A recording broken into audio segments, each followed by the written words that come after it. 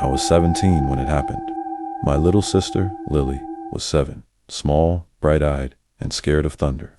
Dad had died in a construction accident 2 years earlier, and since then, Mom had been working night shifts at a 24-hour diner on the edge of town. Money was tight, so she took every extra hour she could. Most nights, it was just Lily and me. I'd make her dinner, tuck her in by 9, and stay up doing homework or playing games with the TV turned low enough to hear her if she called. Our home was small, 2 bedrooms, a short hallway, and a kitchen that always made soft clinking noises when the fridge turned on. That night was the last Friday of October. Air damp with that cold, earthy smell that comes before the first frost. Mom left around 10, kissed Lily's forehead, hugged me, and said, "Don't forget the back door. Remember the bolt sticks."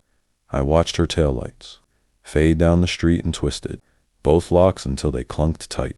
At around 11, I shut off my game, the quiet in the house suddenly too thick. I lay down, listening to Lily's nightlight hum. It was a little projector that spun soft stars across her ceiling. I must have drifted, because the next sound ripped me out of half sleep. Lily screamed. My heart slammed into my ribs as I bolted down the hall. Her bedroom door was cracked open. Blue and yellow stars from the light spun across her walls. She was sitting up in bed, clutching her blanket, tears streaking down her face. "There's someone under my bed," she whispered, voice trembling. He was looking at me. I flicked the light on, too bright, almost painful. Everything looked normal. Her dolls, her books, her tiny pink slippers lined up beside the rug. I crouched down, lifted the blanket edge. Nothing. "See," I said softly, forcing a calm I didn't feel. "Nobody's there." But her eyes told me she didn't believe it. So I stayed sitting on the floor beside her bed with my back against the wall, pretending to scroll my phone. The seconds stretched.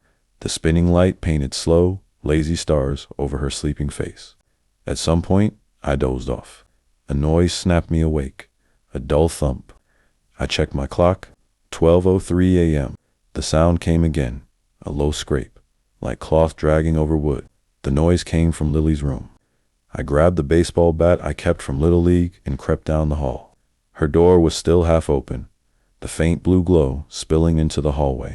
I stepped in, heart pounding so loud I swore it echoed. Lily was asleep again, face turned toward the wall. The nightlight still spun. I crouched slowly, lifted the blanket edge once more, and froze. Someone exhaled. It was so soft, so near, that I felt the air move against my hand. I couldn't see a face, just a black hollow space under the bed that seemed too deep. The breathing came again, deliberate, steady, like whoever or whatever was down there didn't want to be heard. Every instinct screamed at me to run, but my knees locked.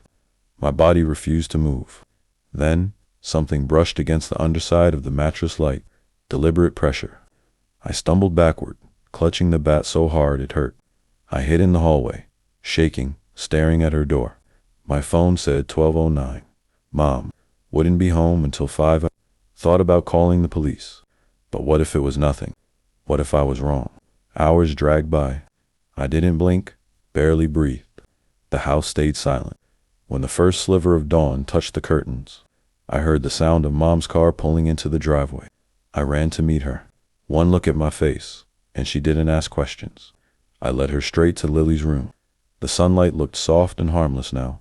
Lily was sitting up, rubbing her eyes. "It's okay," I told her. "Mom's home." Mom and I lifted the mattress together.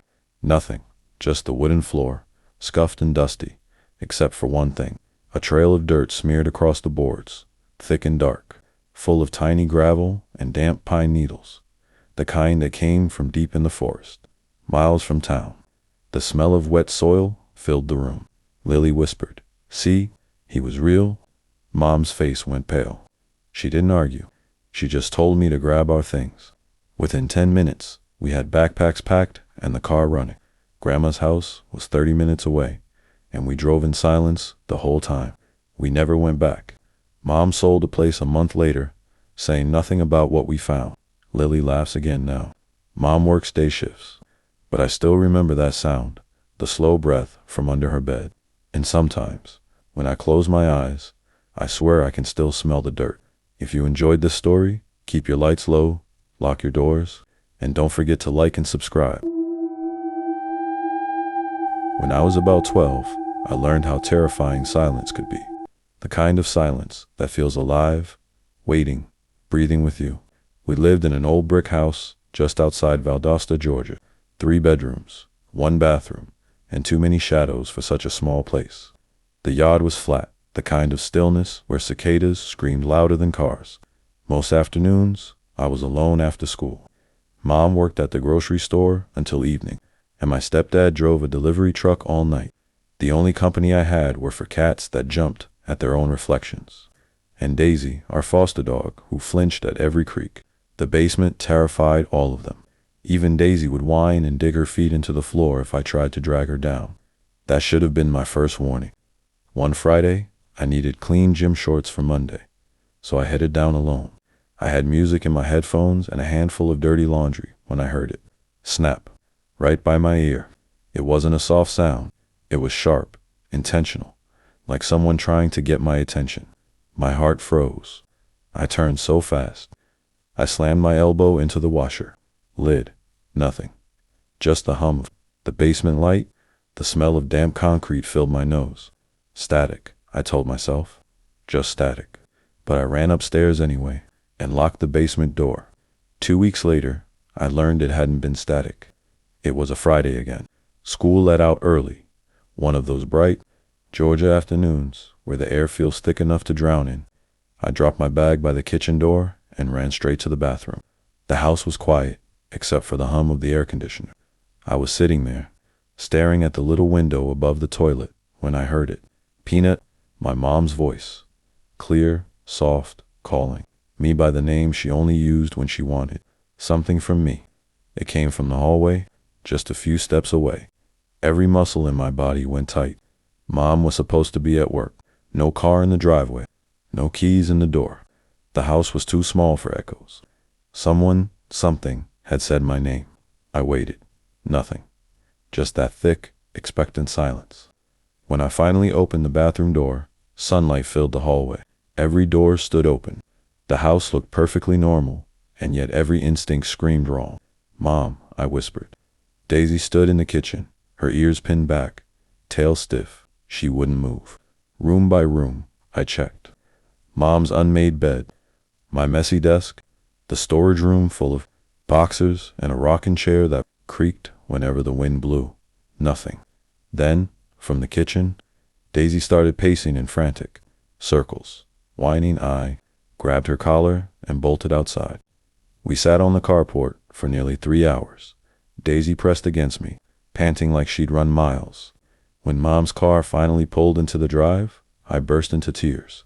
I told her everything. She searched the house top to bottom, opened closets, and even checked the crawl space. Nothing. Finally, she said, "Sweetie, it was probably the TV next door, or the pipes." But she didn't sound sure. Her eyes kept darting toward the hallway. That night, I slept with the lamp on. Every sound, the fridge hum, the ticking pipes, the whisper of air through vents, felt alive, like someone breathing just behind the wall. Months went by.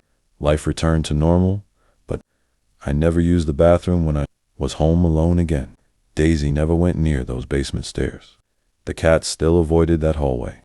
Years later, after we'd moved and everything had changed, I asked Mom if she remembered that afternoon. She frowned, then said quietly, "You know what's weird? When I checked the house that day, I noticed the hall closet was open, just a crack. I thought you'd already looked there." She shrugged it off, but she wouldn't meet my eyes. I live far away now.